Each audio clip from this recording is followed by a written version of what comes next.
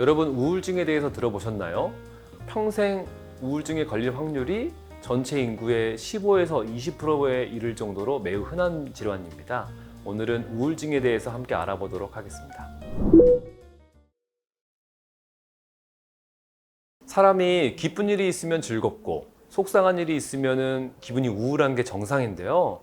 일시적인 우울감은 대체로 며칠 내로 나아지지만 우울증은 그 기간이 2주 넘도록 지속됩니다. 또 우울증이 있으면 남들은 하루나 이틀이면 지나갈 일에도 몇 주나 몇 달간 우울할 수 있는 것이죠. 또는 별다른 이유가 없이도 우울감이 계속될 수 있습니다.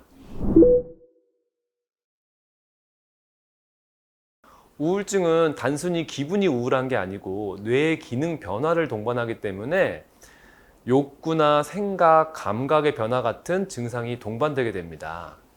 예를 들면 평소에 재미있어 했던 일도 귀찮고 의욕이 없어서 해야 할 일을 계속 미루는 것이죠.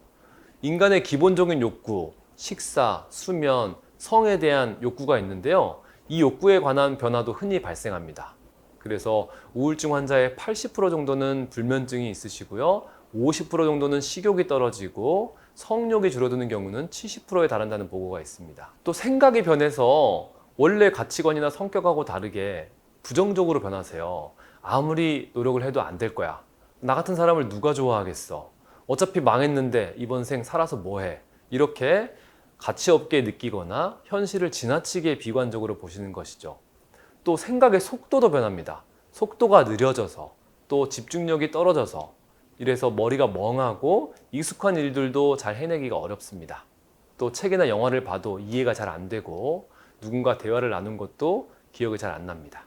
신체적인 감각도 변해서 가슴이 답답하다, 가슴이 뜨겁다, 콱 막힌 것 같아, 또는 어지럽다, 허리가 아프다 이런 신체 증상을 호소하는 경우도 많이 있습니다. 감각의 변화가 아주 극심한 케이스가 환청이 들리거나 헛것이 보이는 경우도 있습니다. 이렇게 우울증의 증상들은 뇌의 기능 변화 때문에 나타나는 건데 많은 사람들은 자기가 의지가 약하거나 또는 성격이 문제가 있다거나 이렇게 생각하셔서 치료를 받으러 안 오세요. 우울증이 있는 사람 중에 20%만 치료받으러 병원에 오십니다. 우울증이 의심되면 이게 단순한 우울감인지 또는 우울증인지 구별하기 쉽지 않으니까 우선 상담을 받아보시면 좋겠습니다. 아직 정확하게는 잘 모르는데요. 지금까지 연구 결과를 보면 우울증 환자의 이 전전두엽 피질의 활동이 감소되어 있었습니다. 여기는 감정 조절 또 의사결정이 어려운 부분하고 관련되어 있습니다. 이와 반대로 편도체라는 부분은 또 활동이 증가되어 있어요. 이게 우울증 환자들이 부정적인 감정을 더 잘 느끼는 거하고 연관되어 있습니다. 또 기억력이 떨어지는 것은 해마라는 부위가 활동성이 감소되어 있고 부피도 줄어 있어서 그런 증상이 발생할 수 있습니다. 뇌 기능이 적절하게 작동을 하려면 신경 전달 물질이라는 것들이 균형을 이루어야 되는데요. 그런데 우울증 환자들의 뇌를 살펴보면 중요한 신경 전달 물질, 예를 들면 세로토닌, 노르에피네프린, 도파민, 가와 같은 물질의 균형이 깨져 있습니다. 그래서 이런 물질들의 균형을 맞춰주는 항우울제가 치료제로 사용됩니다. 네, 우울증에서 어떤 유전자가 문제인지 한 가지로 얘기할 수는 없습니다. 그런데 우울증을 발생하는 데 있어서 한 40, 50% 정도는 원인이 유전적인 요인이라고 생각하시면 됩니다.